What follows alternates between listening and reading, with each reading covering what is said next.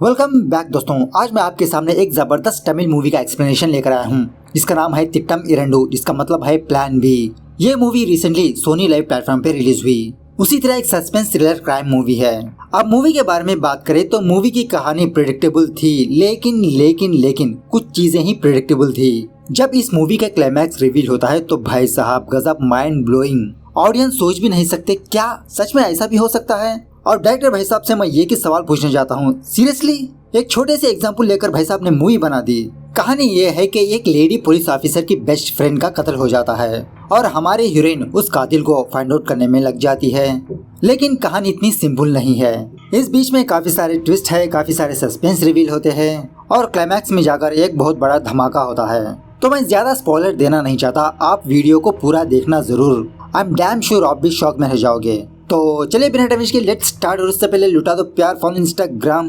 Movie की शुरुआत में ही डॉक्टर किशोर नाम के एक बंदे के घर को दिखाया जाता है। तभी एक बंदा अपनी गाड़ी पर हेलमेट पहन के वहाँ पर आता है और दिखने में ऐसा लगता है कि ये बंदा हैंडीकैप है, अपाहिज है। यह अपाहिज बंदा अपने हाथ में चाकू लेकर डॉक्टर किशोर के घर में जाता है और यहाँ पर यह सीन कट होता है। दूसरे सीन में हमारी हीरोइन को दिखाया जाता है और उसका नाम है अथिरा, जो एक पुलिस ऑफिसर होती है। और अथिरा फिलहाल अपने गांव से चेन्नई ट्रांसफर हो रही है।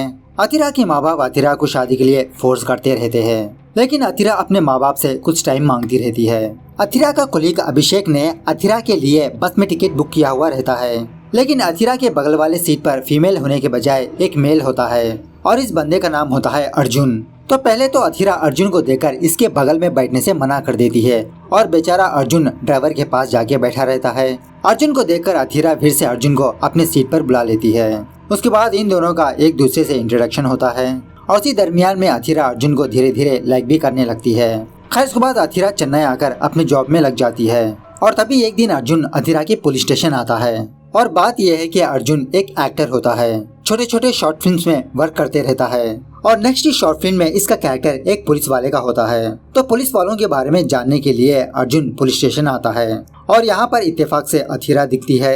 अर्जुन ये सारी बातें अथिरा को सुनाता है। उसके बाद अथिरा अर्जुन को अपने कैबिन में बुलाकर उसके पर्सनल डिटेल्स मांगती है कि इसके माँ बाप कौन है, इसका गाँव कौन सा है। तो अर्जुन उसी तरह से अथिरा को अपने बारे में बताता है। उसके बाद हर रोज अर्जुन पुलिस स्टेशन आकर पुलिस वालों को ऑब्जर्व करते रहता है।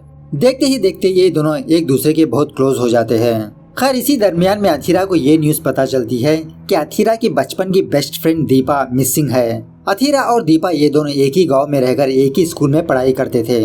कुछ दिनों बाद अथिरा की फैमिली दूसरे गांव चले जाते हैं, जिसकी वजह से अथिरा और दीपा के बीच कुछ ज्यादा बात नहीं हो पाती थी। दीपा अपनी डिग्री कॉलेज कंप्लीट करने के बाद दीपा के माँ बाप डॉक्टर किशोर नाम के एक बंदे से उसकी शादी करवा देते हैं। शादी होने के बाद दीपा और डॉक्टर किशोर ये दोनों चेन्नई में ही रहते हैं। तो इतने सालों बाद अथिरा को ये न्यूज पता चलती है कि दीपा मिसिंग है। तो अथिरा फौरन किशोर के घर जाती है और इससे पूछने लगती है कि आखिरकार क्या हुआ।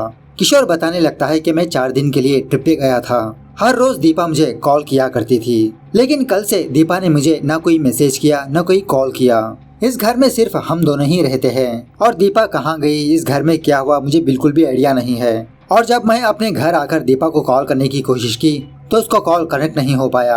और उसी तरह से मैंने दीपा के घर वालों को भी कॉल किया था, लेकिन दीपा वहाँ पर भी नहीं है। अथिरा पूछने लगती है क्या इस घर में कोई सीसीटीवी कैमरा नहीं है क्या। किशोर कहने लगता है नहीं। और उसी तरह हमारे घर में कोई बाय वगैरह भी नहीं है, सारा काम दीपा ही करती है। उसके बाद अथिरा अपने एक टीममेट नवीन को बुलाकर ये कहने लगती है कि इस रोड एंडिंग में 2 सीसीटीवी कैमरा मौजूद है, मुझे फौरन उस कैमरे की फुटेज चाहिए। उसके बाद अथिरा दीपा की माँ को कॉल करती है और दीपा के बारे में पूछने लगती है। तो दीपा की माँ अथिरा को बताने लगती है कि शादी होने के बाद दीपा मॉडलिंग करना चाहती थी और ये बात हमें बिल्कुल भी पसंद नहीं आई, जिसकी वजह से हमने दीपा से झगड़ा करके उसके घर जाना बंद कर दिया। लेकिन दीपा का हस्बैंड किशोर दीपा को सपोर्ट करता था, दीपा को मॉडलिंग करने के लिए मोटिवेट करता था। तो हमने किशोर से भी बात करना बंद कर दिया। खैर उसी दिन रात अथिरा उन कैमरेज की सीसीटीवी फुटेज चेक करने के लिए पुलिस स्टेशन जाती है। तो इन फुटेज को देखने के बाद अथिरा ये ऑब्जर्व करती है कि एक अपाहिज बंदा काफी सारी बार उस रोड से गुजर रहा था, लेकिन उस बंदे के फेस पर हेलमेट था, जिसकी वजह से उसका चेहरा नजर नहीं आता। और जिस दिन किशोर ट्रिप पे गया था उस दिन वो अपाहिज बंदा काफी सारी बार उस रोड से गुजर रहा था। और जब किशोर ट्रिप से वापस अपने घर आया तो वो अपाहिज बंदा उस रोड पर नजर नहीं आया। तो इस तरह से अथिरा का शक एक अपाहिज बंदे पर जाता है। उसके बाद अथिरा फिर से डॉक्टर किशोर के घर जाकर इसे ये पूछने लगती है कि मैंने सुना कि दीपा मॉडलिंग में इंटरेस्ट रखती है, क्या उस फील्ड में दीपा किसी को जानती थी? किशोर कहने लगता है कि शादी होने के बाद दीपा ने सिर्फ एक ही विश की थी कि दीपा को मॉडलिंग बहुत पसंद है, इसीलिए मैंने दीपा की ख्वाहिश को ओके किया। लेकिन एक्चुअली दीपा अभी भी उस फील्ड में एंटर नहीं हुई, बस वो मॉडलिंग की प्रिपरेशन कर रही थी। दीपा ऐसे किसी बंदे को नहीं जानती। उसके बाद अथिरा किशोर से ये सवाल करने लगती है, प्लीज बुरा मत मानना, क्या शादी से पहले तुम्हारा किसी के साथ अफेयर था?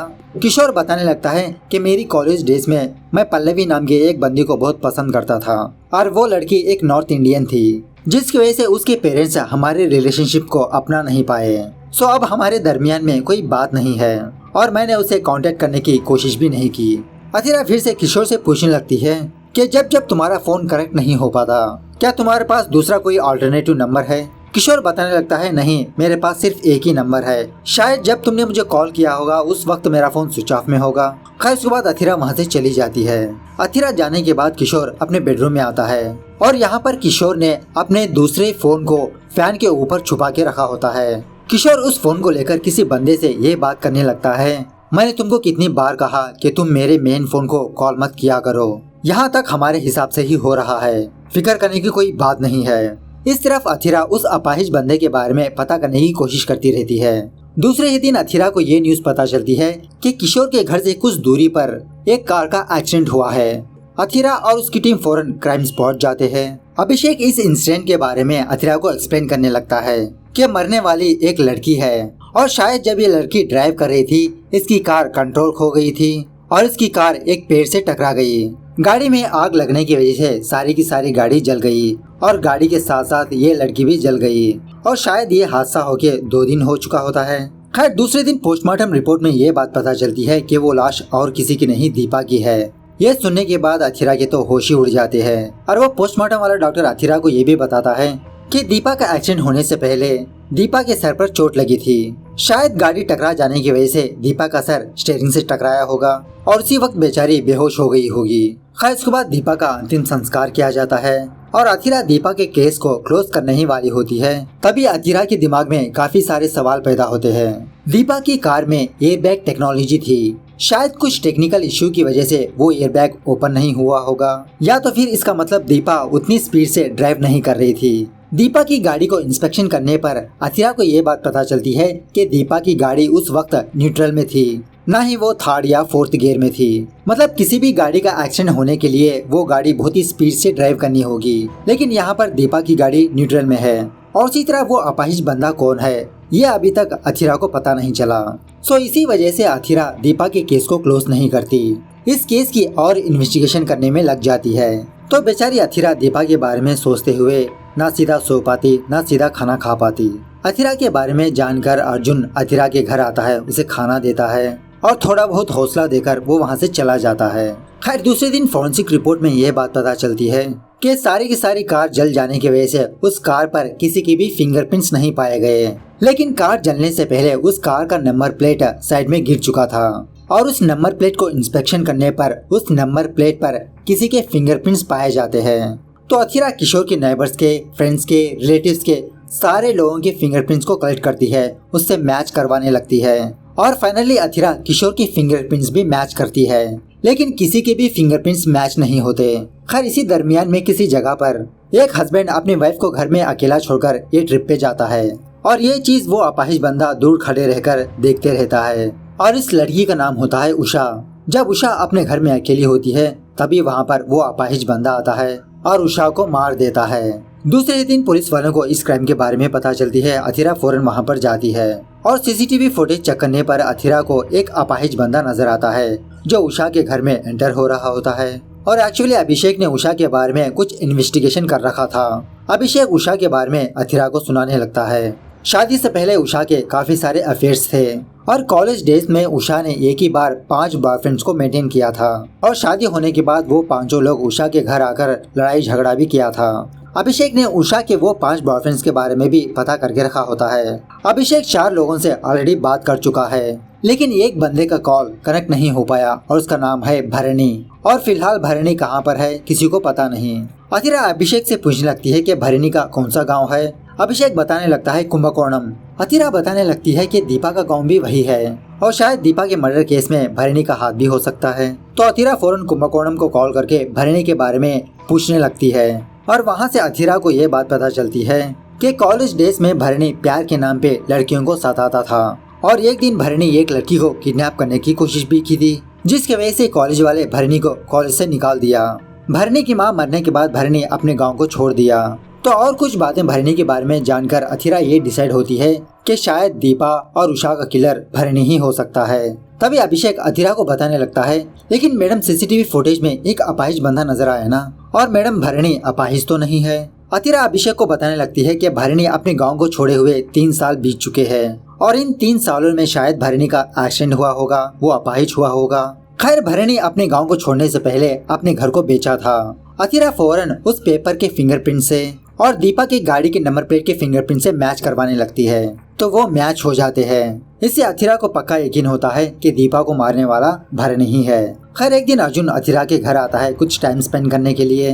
अर्जुन अथिरा से पूछने लगता है, क्यों तुम दीपा को इतना लाइक करती हो? अथिरा बताने लगती है कि बचपन से ही वो मेरी बेस्ट फ्रेंड है। बचपन में एक दिन वो मुझे बचाने के लिए पानी में कूद गई और टीनेज की उम्र में जब मेरा फोन गुम हो गया था, दीपा अपने पैसों से मुझे आईफोन खरीद के दिया। अब जो मेरे हाथ में फोन है वो दीपा का दिया हुआ है और ये फोन हमारे दोनों के फिंगरप्रिंट से ही ओपन होता है। इतना पसंद करते हैं हम दोनों एक दूसरे से। खैर और कुछ इन्वेस्टिगेशन में अथिरा को ये बात पता चलती है कि दीपा के मरने से 4 दिन पहले भरणी सिंगापुर चला गया था और भरणी अभी भी फिलहाल सिंगापुर में ही है। तो तब जाके अथिरा को यकीन होता है कि मर्डर्स करने वाला भरणी नहीं है। नवीन बताने लगता है कि शायद पुलिस को गुमराह करने के लिए किसी ने भरणी के फिंगरप्रिंट्स को उस नंबर प्लेट में रख दिया होगा। और तभी अथिरा को ये बात पता चलती है कि डॉक्टर किशोर इस शहर में नहीं है। तो अथिरा फौरन नवीन और अभिषेक को लेकर डॉक्टर किशोर के घर जाती है उसके घर की तलाशी लेने के लिए। और जब अथिरा की टीम घर की तलाशी ले रहे होते हैं तो किशोर के बेडरूम में वो फोन रिंग होने लगता है और उस फोन की रिंग नवीन सुन लेता है। और जब तक नवीन उस बेडरूम में जाता तो वहाँ पर कोई भी फोन नहीं होता, वो फोन गायब होता है। इसी दरमियान में जब अथिरा उस घर से बाहर आती है तो इसके सामने वो अपाहिज बंदा खड़ा होता है जो अभी अभी ये भी किशोर के घर से बाहर आता है।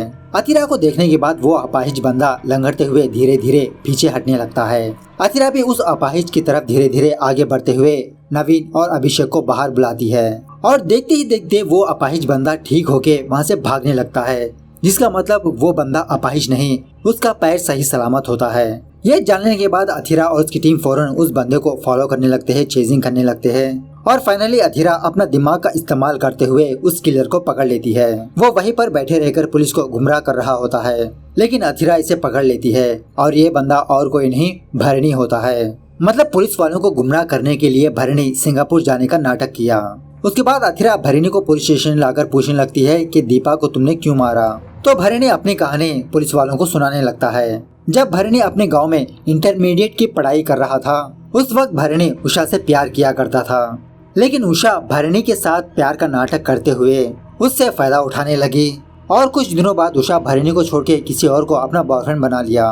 उसके बाद जब भरणी डिग्री कॉलेज में ज्वाइन हुआ तो इसकी मुलाकात दीपा से हुई थी। देखते ही देखते दीपा और भरणी ये दोनों एक दूसरे के बहुत क्लोज हो जाते हैं। दीपा भरणी के साथ बाइक में घूमती रहती है और कभी कभार इसके कपड़े भी पहनती रहती है और जब दीपा को कोई दुख होता था तो दीपा भरणी को गले लगकर रोती भी थी। तो ये सारी चीजें देखकर भरणी प्यार समझ बैठा और एक दिन दीपा को प्रपोज किया, लेकिन दीपा ने भरणी के प्यार को ठुकरा दिया।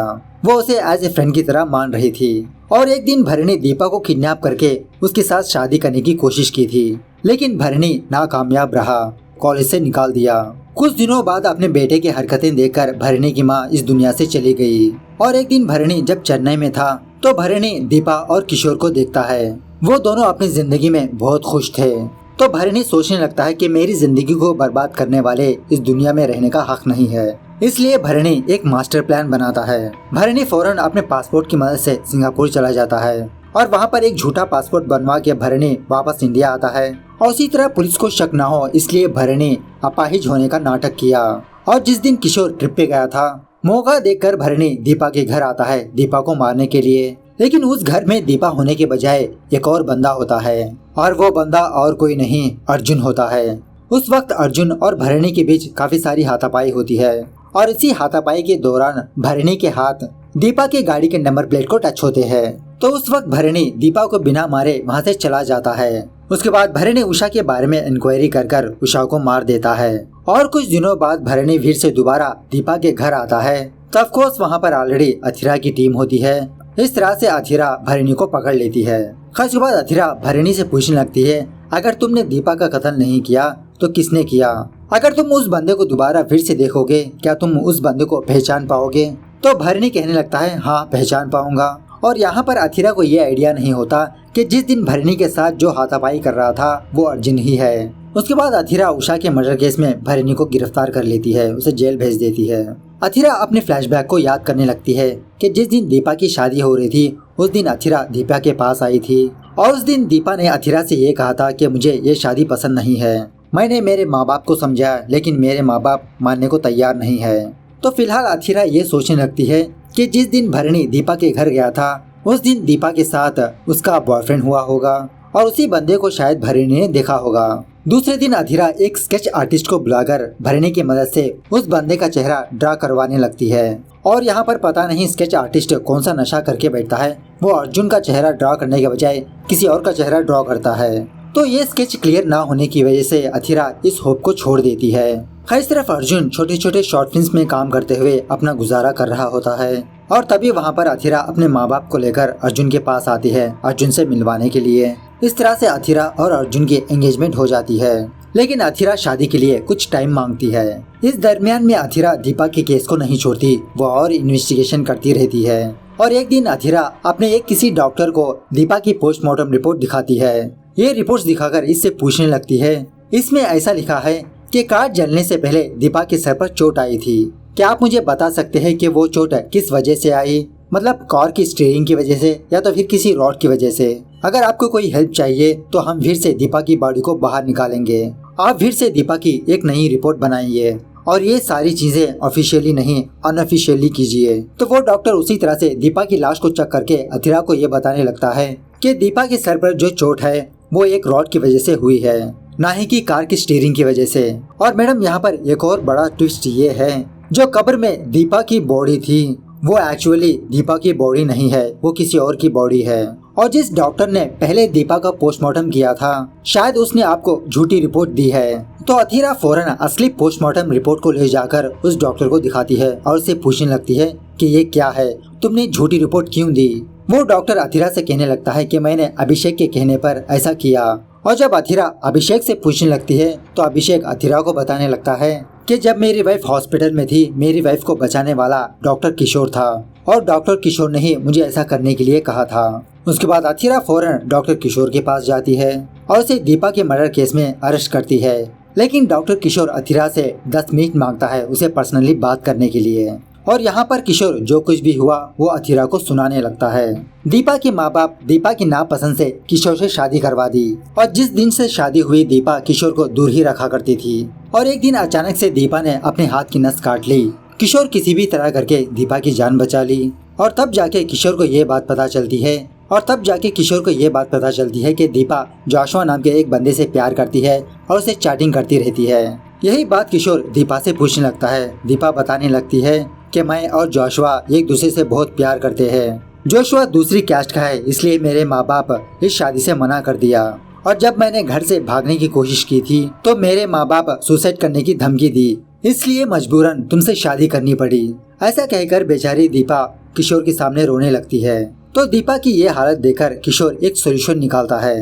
तो किशोर और दीपा ये दोनों मॉडलिंग का बहाना बनाकर दीपा के घर वालों को बताते हैं, जिसकी वजह से दीपा के घर वाले दीपा के घर आने से मना कर देते हैं, इन दोनों से बात नहीं करते। उसके बाद दीपा और किशोर ये दोनों एक अनाथ लाश को दीपा की कार में रखकर उसका एक्सीडेंट करवा देते हैं, मतलब उस कार को उस डेड बॉडी को जला देते हैं। उसके बाद किशोर उस डॉक्टर को और अभिषेक को कुछ पैसे देकर ये झूठी रिपोर्ट बनवाई कि वो लाश दीपा की ही है। सारी दुनिया को ये बात पता चले कि दीपा अब इस दुनिया में नहीं रही। उसके बाद किशोर अथिरा को दीपा और जोशुआ की वो वीडियो क्लिप दिखाता है जिसमें ये दोनों बहुत खुश थे और रिसेंटली दीपा ने इस वीडियो को किशोर को मेल किया था। अथिरा फौरन इस वीडियो को ले जाकर भरणी को दिखाती है और इससे पूछने लगती है कि जिस दिन तुमने जिस बंदे को देखा था वो बंदा क्या यही है? तो भरणी ना का जवाब देता है। उसके बाद दीपा फौरन फिर से किशोर को कॉल करके ये पूछने लगती है, क्या तुम्हारे पास दीपा का कोई कांटेक्ट नंबर है? किशोर बताने लगता है, नहीं, मेरे पास उसका कोई कांटेक्ट नंबर नहीं है, और लास्ट टाइम दीपा ने मुझसे ये कहा था कि वो 3 महीने बाद मुझसे मिलने आएगी, और जब वो मुझसे मुलाकात करेगी मैं तुम्हें जरूर इन्फॉर्म करूंगा। अब अथिरा के मन में ये सवाल पैदा होने लगता है कि दीपा के घर में जोशुआ नहीं था तो कौन था, और अथिरा दीपा के केस को क्लोज नहीं करती, दीपा का वेट करती रहती है। इस तरह से धीरे धीरे दिन गुजरने लगते हैं। इसी दरमियान में अथिरा के पेरेंट्स शादी के लिए फोर्स करते रहते हैं, लेकिन अथिरा अर्जुन को रोक के रखती है। वो अपनी शादी को पोस्टपोन करती रहती है। इस तरह से देखते ही देखते 3 महीने गुजरकर 6 महीने हो जाते हैं। दीपा के साइड से ना कोई मेल ना कोई मैसेज आता है। खैर 3 महीने बाद अथिरा को दीपा के साइड से एक मैसेज आता है और अथिरा को किसी जगह पर मिलने के लिए बुलाती है। दूसरे दिन अथिरा फौरन वहीं पर जाने के लिए रेडी होती है और तभी वहाँ पर अर्जुन आता है अथिरा से मिलने के लिए।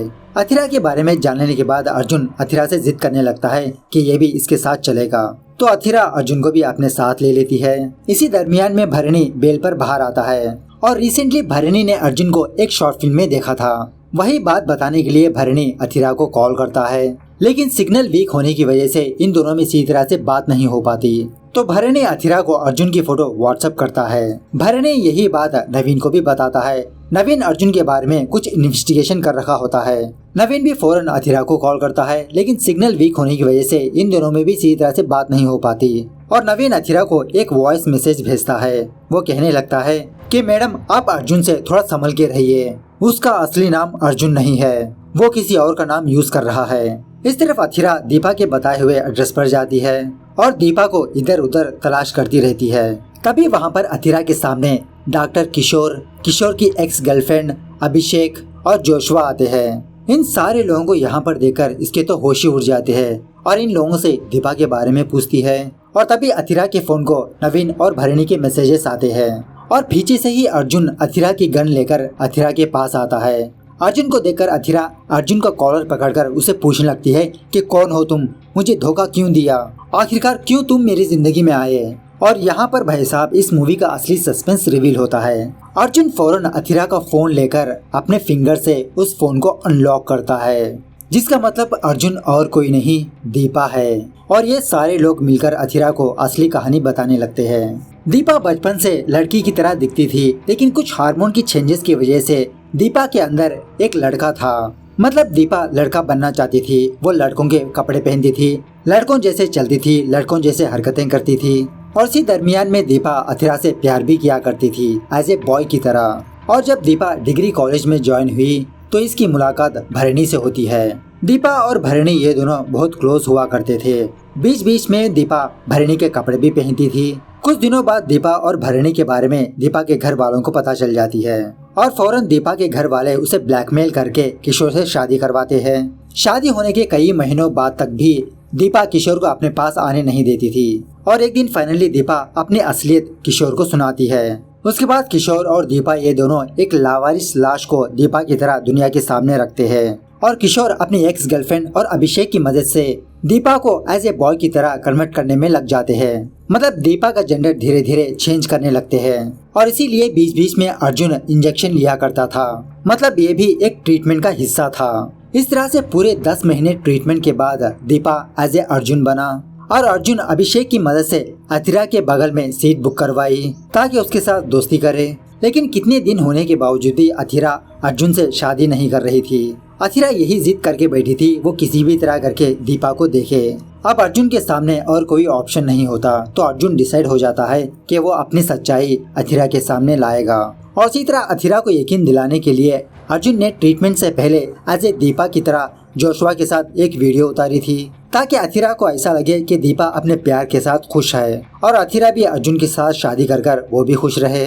लेकिन अथिरा दीपा के ख्यालों में ही रहती है। खैर ये सच जानने के बाद अथिरा का सर गोल गोल गोल गोल गोल घूमने लगता है और बेचारी डिसाइड नहीं कर पाती कि ये खुश हो या दुख हो। ऑफ कोर्स सिचुएशन ही ऐसा है।